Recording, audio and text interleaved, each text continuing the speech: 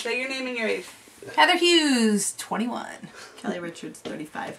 Jessica Walsh, 15. Sierra, 16. And your fabulous cameraman, Will Merkel, 33.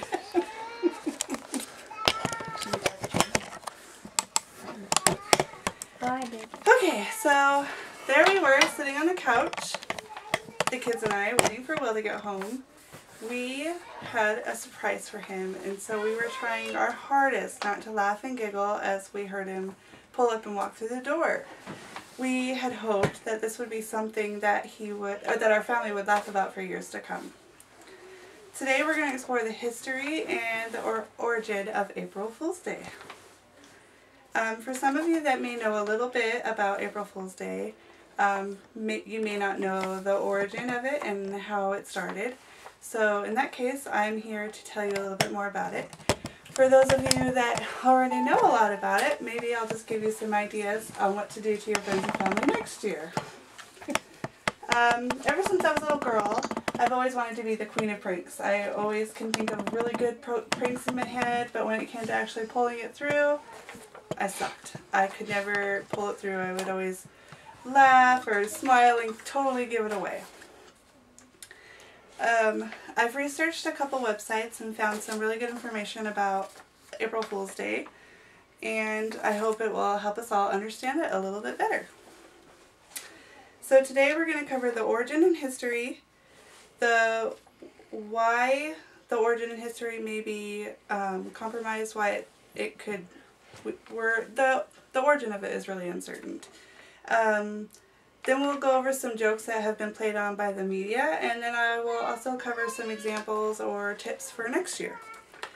So, according to NationalGeographic.com, Alex Busey, I believe is how you say his name, is the curator of the Museum of Hoaxes in San Diego, California.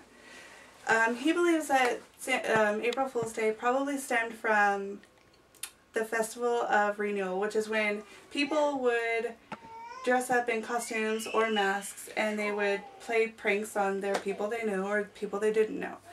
But according to urbanlegends.about.com, the most common reason is that,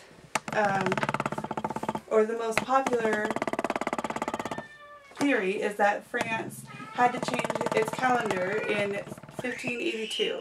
So instead of starting the new year in March and April, they were going to start the new year in January like everybody else. Well, because word of mouth traveled so slowly back then, there were still rural towns, small towns that didn't hear the word of mouth, so they were still celebrating the new year in the beginning of April. Well, these people became known as the April Fools, and the passerbyers would make fun of them and play jokes on them because they were still in olden times playing jokes or celebrating in April instead of in January. So here is my first visual. This is probably a typical prank that was played back in the 1500s. It's some boys, and they've tied a kite to this old man's hair. Cute. So we've just talked about the possible origin of April Fool's Day. Now let's talk about those theories and why they may not be correct. There's two reasons mainly that they wouldn't be correct. One is because there's no concrete evidence saying this is what happened, this is why we celebrate April Fool's Day.